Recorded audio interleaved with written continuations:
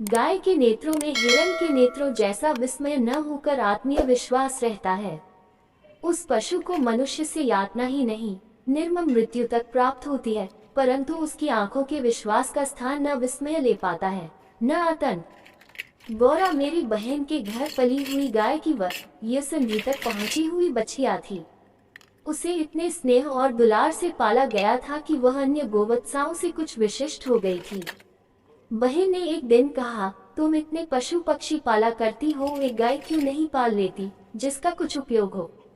वास्तव में मेरी छोटी बहन श्यामा अपनी लौकिक बुद्धि में मुझसे बहुत बड़ी है और बचपन से ही उनकी कर्मनिष्ठा और व्यवहार कुशलता की बहुत प्रशंसा होती रही है, विशेषतः मेरी तुलना में। यदि वे आत्मविश्वास के साथ कुछ कहती है तो उनका विचार संक्रामक रोग के समान सुनने वाले को तत्काल प्रभावित करता है। आश्चर्य नहीं, उस दिन उनके प्रतियोगितावाद संबंधी भाषण ने मुझे इतना अधिक प्रभावित किया कि तत्काल उस सुझाव का कार्यान्वयन आवश्यक हो गया। वैसे खाद्य की किसी भी समस्या के समाधान के लिए पशु पक्षी पालना मुझे कभी नहीं रुचा, पर उस दिन मैंने ध्यानपूर्वक गौरा को देखा।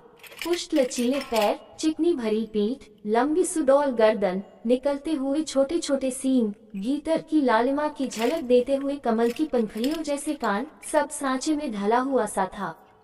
गौरा को देखती ही मेरी गाय पालने के संबंध में दुविधा निश्चय में बदल गई। गाय जब मेरे बंगले पर पहुंची तब मेरे परिचितों और परिचारकों में श्रद्धा का ज्वार सा उमड़ आया। उसे गुलाबों की माला पहनाई, केशर रोली का बड़ा सा टीका लगाया गया, घी का दिया जलाकर आरती उतारी गई और उसे दही पेड़ा खिलाया गया। उसका नामकरण हुआ गौरांगिनी या गौरा। गौरा वास्तव में बहुत प्रियदर्शनी थी, विशेषतः उसकी काली बिल्लौरी आंखों का तरल सौंदर्य तो दृष्टि को बांधकर स्थिर कर देता था। गाय के नेत्रों में हिरण के नेत्रों जैसा चकित विस्मय न होकर एक आत्मीय विश्वास ही रहता है। उस पशु को मनुष्य से यातना ही नहीं, निर्मम मृत्यु तक प्राप्त होती है, परंतु उसकी आंखों के विश्वास का स्थान न विस्मय ले पाता है, न आतंक। महात्मा गांधी ने गाय करुणा की कविता है क्यों कहा, यह उसकी आंखें देखकर ही समझा सकता है।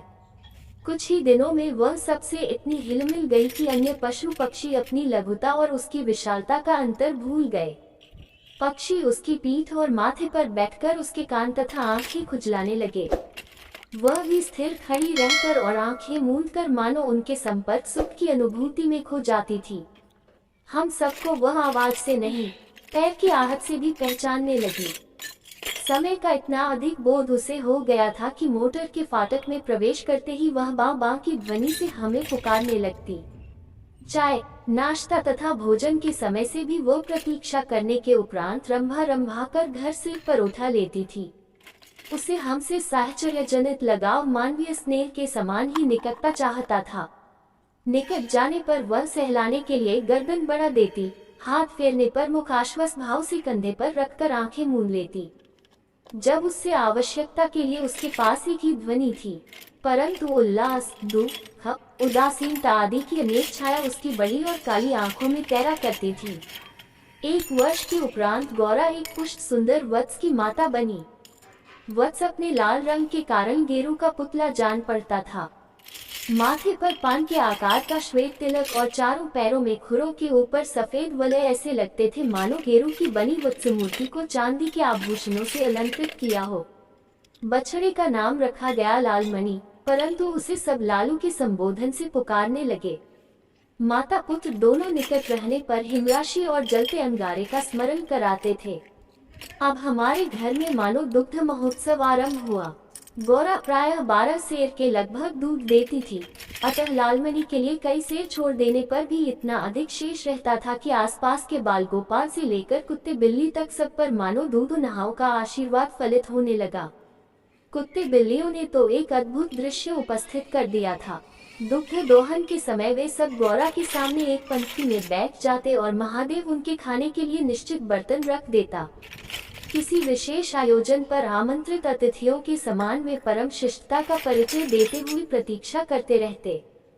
फिर नाप नाप कर सबके पात्रों में दूध डाल दिया जाता, जिसे पीने के उपरांत वे एक बार फिर अपने अपने स्वर में कृतज्ञता ज्ञापन सा करते हुए गौरा के चारों ओर उछलने कूदने लगते। जब तक वे सब चले न जाते, गौरा प्रसन्न दृष्टि से उन्हें देखती रहती। जिस दिन उनके आने में विलंब होता, वह रंभा रंभा कर मानो उन्हें पुकारने लगती। पर अब दूध दोहन की समस्या को स्थायी समाधान चाहती थी। गौरा के दूध देने के पूर्व जो ग्वाला हमारे यहाँ दूध देता था, जब उसने इस कार्य के लिए अपनी नियुक्ति के विषय में आग्रह किया, तब हमने अपनी समस्या का समाधान पा लिया। 2-3 मास के उपरांत गौरा ने दाना चारा खाना बहुत कम कर दिया और वह उत्तरोत्तर दुर्बल और शिथिल रहने लगी। चिंतित होकर मैंने पशु चिकित्सकों को बुलाकर दिखाया। वे कई दिनों तक अनेक प्रकार के निरीक्षण, परीक्षण आदि द्वारा रोग का निदान खोजते रहे।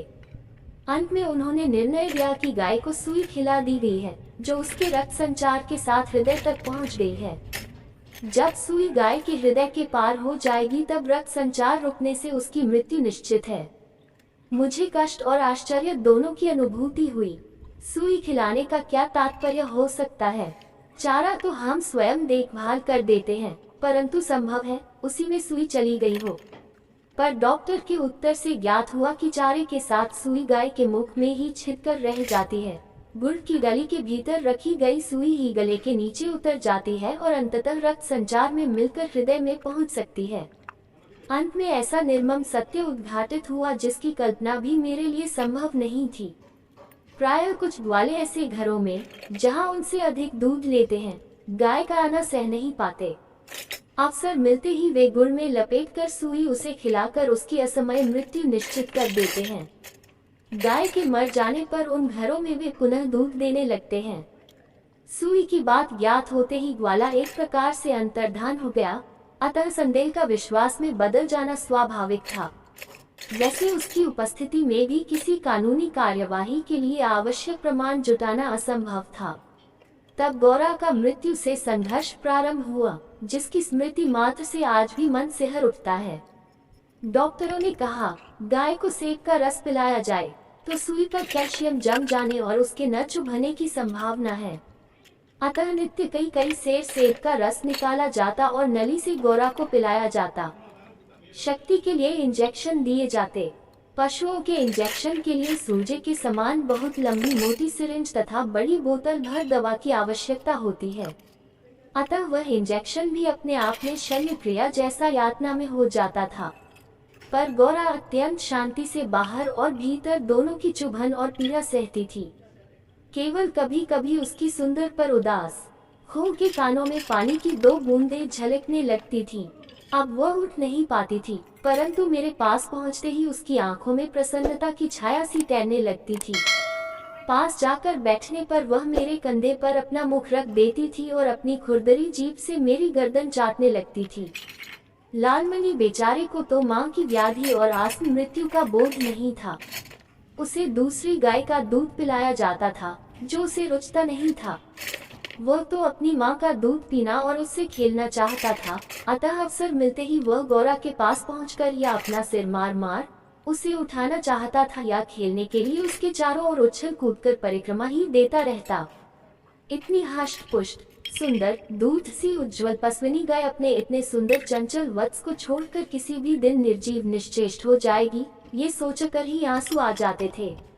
लखनऊ, कानपुर आदि नगरों से भी पशु विशेषज्ञों को बुलाया। स्थानीय पशु चिकित्सक तो दिन में 2-3 बार आते रहे, परंतु किसी ने ऐसा उपचार नहीं बताया जिससे आशा की कोई किरण मिलती।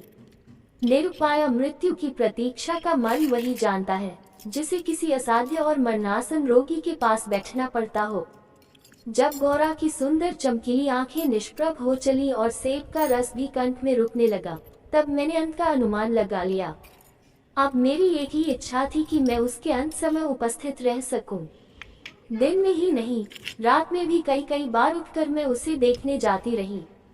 अंत में एक दिन ब्रह्म मुहूर्त में 4 बजे जब मैं गौरा को देखने गई, तब जैसे ही उसने अपना मुख सदा के समान मेरे कंधे पर रखा, वैसे ही एकदम पत्थर जैसा भारी हो गया और मेरी बांह पर से सरककर धरती पर आ रहा। कदाचित सुई ने हृदय को बेधकर बंद कर दिया। अपने पालित जीव जंतुओं के पार्थिव अवशेष मैं गंगा को समर्पित करती रही हूँ। गौरांगिनी को ले जाते समय मानो करुणा का समुद्र उमड़ आया, परंतु लीलामणि इसे भी खेल समझ उछलता कूदता रहा। यदि दीर्घ नी श्वास का शब्दों में अनुवाद हो सकता तो उसकी प्रतिध्वनि कहेगी, आह मेरा गोपालक देश।